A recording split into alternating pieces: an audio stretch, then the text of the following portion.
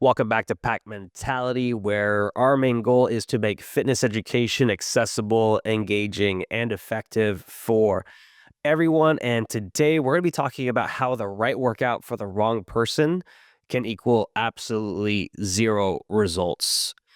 Individualization in program design for different fitness levels is ridiculously important. And I'll tell you about a time when I first started my journey on this. And before this, I was following a bunch of different templated programs. I would be one of those program hoppers. I would be like, oh, I'm gonna go to do Invictus. I'm gonna do CompTrain. I'm gonna go do this. I'm gonna go do that. I'm gonna follow this blog. I'm gonna follow this competitor. I'm just gonna do random workouts that I saw another competitor do. And this was back in probably like the 20, I want to say 2012, 2013 range.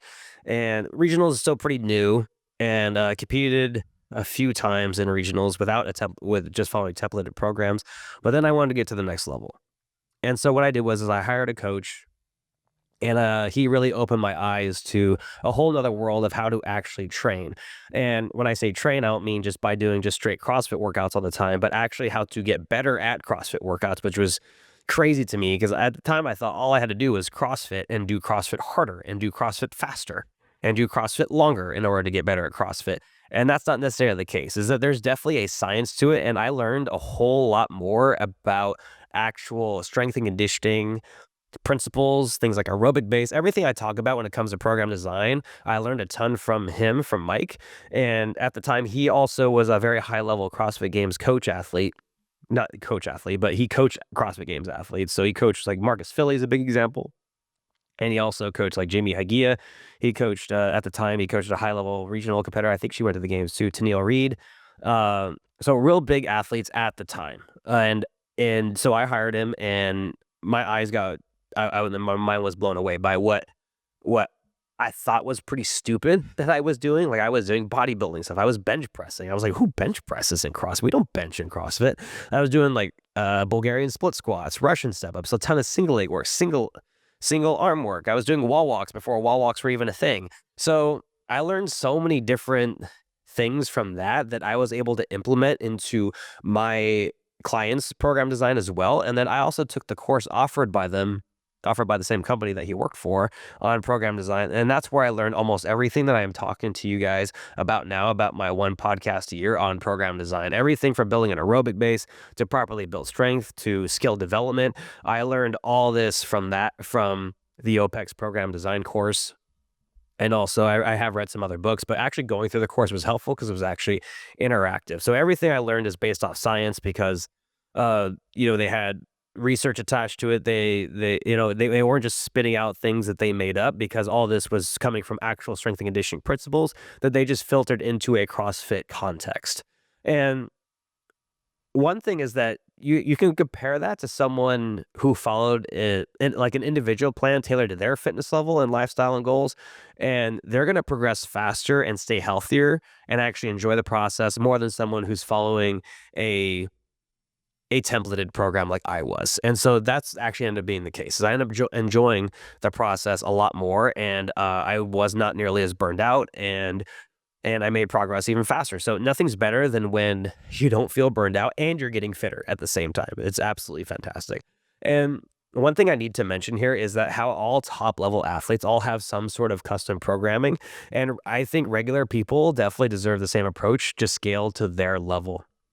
So I hate to break it to you, but when you see like your top games athletes and they represent like hard work pays off, proven, or brute strength, whatever. So some of the top programs out there currently with some of the best athletes, guess what? They aren't following the pro plan or whatever, or that they're selling. They're not following that at all. I can guarantee it. They are following something very specifically designed specifically for them, and them being a part of the company just simply allows them to sell their pro plan programming. So you really think that a games level athlete is going to follow a $50 a month program? No, they're like, they are training for to win something. So they're going to have an individualized coach, because if I had an individualized coach back in 2014, I can flat out guarantee you that the top level athletes have a one-on-one coach for the games. And it's unreasonable to think that they don't.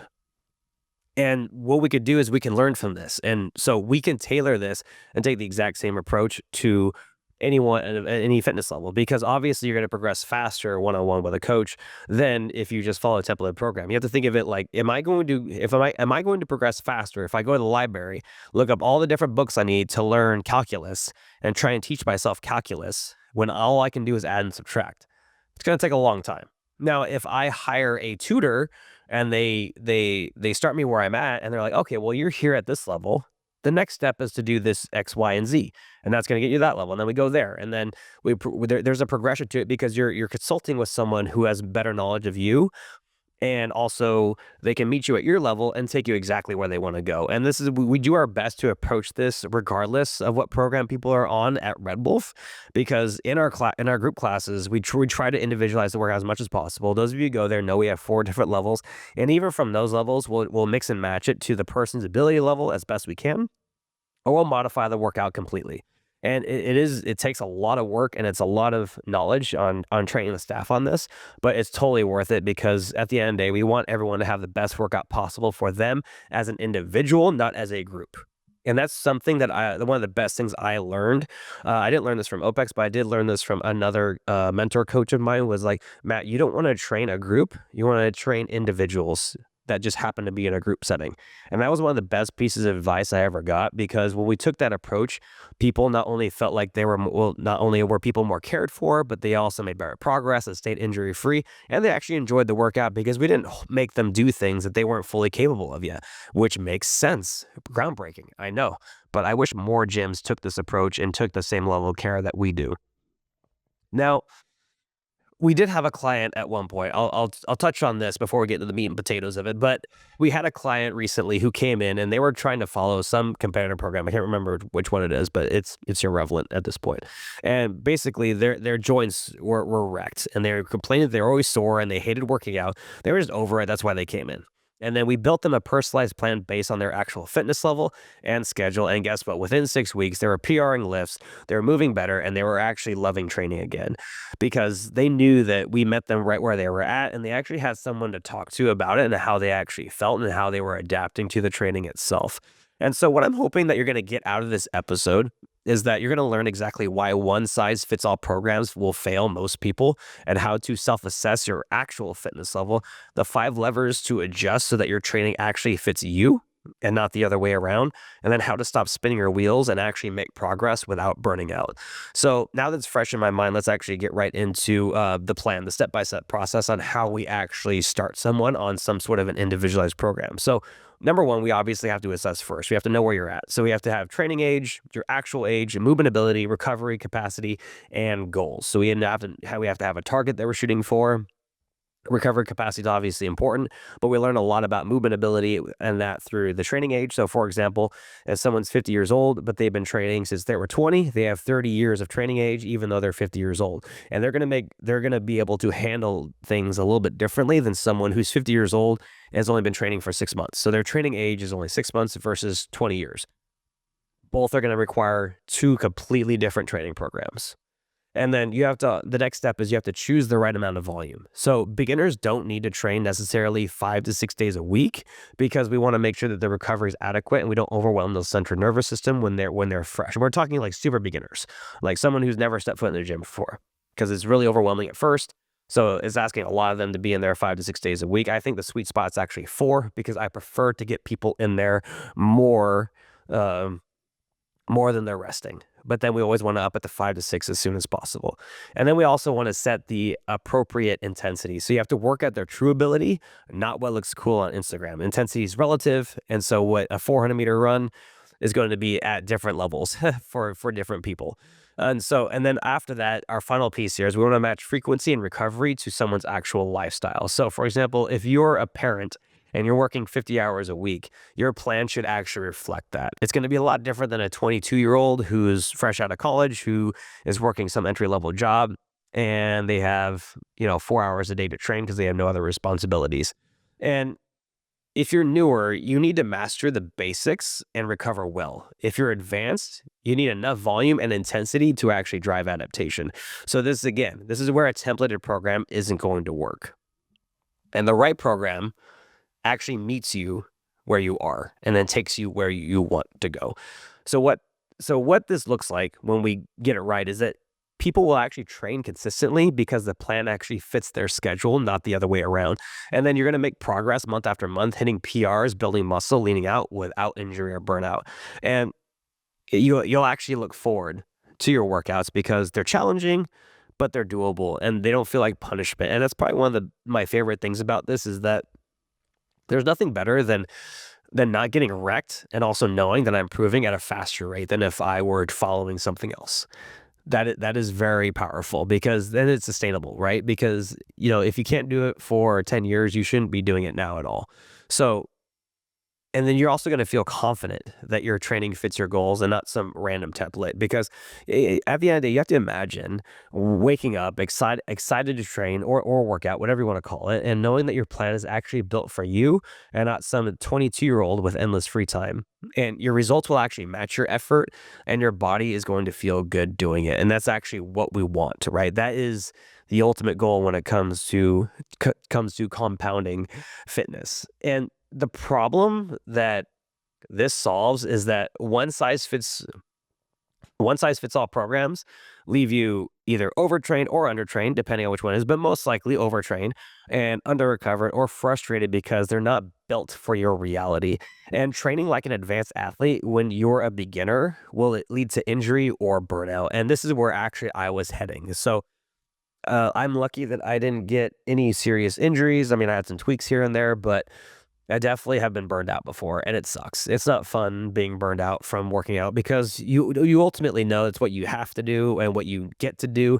But at the end of the day, if you're burned out, you just can't do it, and then that rolls over into other things of your life. When working out or training should be a stress reliever and something you should enjoy. And as soon as you get burned out, then that bleeds over into other aspects of life, which is the exact opposite of what we want fitness to do. So it's really important that we are as tailored to our approach as possible. And doing random workouts with no progression is just going to lead to wasted effort. Like you're just wasting your time spinning your wheels. You might as well not do anything at all. And feeling like you should train like a lot. We're talking like 7 days a week. Can it be done? Absolutely, but not at high intensity. You could I always tell people be active or do something active 7 days a week. But in terms of actually like dedicated training, you probably want to keep that around 5 to 6, like of actual hard training. Yeah, yeah, and that's on the upper end. Okay, so most people could tolerate very well 4 hard days a week and 3 moderate to easier days per week, and that's actually very sustainable as long as you're recovering well, your nutrition's good, and you're sleeping well, and as long as you're managing your stress as well. And if your program doesn't match your actual current fitness level, your recovery ability, your goals, you're either spinning your wheels or you're heading for burnout. We could just essentially end the podcast right there if we want. So do me a favor. If this hit home for you and you're tired of guessing, because I am considering bringing her back. I used to do this, but I used to do individualized programming. Like we kind of got away from that because we found that most people just need to work on pretty much the exact same thing because most people we work with are beginners. So that's why we developed the Build and Burn program to replace the individualized programming because we realized that we're just kind of repeating ourselves. Most people need to work on the same thing, but I do know that at the time of this recording that Wadapalooza is in about 6 months. I know a ton of our gym is participating in that. So if that's something that interests you and you would want some sort of specific program to get you ready for that, I'd be more than happy to chat with you because I am considering bringing it back. I haven't decided fully yet because it is a lot of work on my end. So we'll see if it's worth it. You guys are worth it, but it is a ton of work. And I want to make sure that I'm still able to produce content like this to keep helping people. And so if this was helpful, do me a favor and leave an honest review. I'd really appreciate it. Also, shoot me a DM for content suggestions. I'm always looking for new things to talk about. And until next time, good luck. Have fun. Nailed it.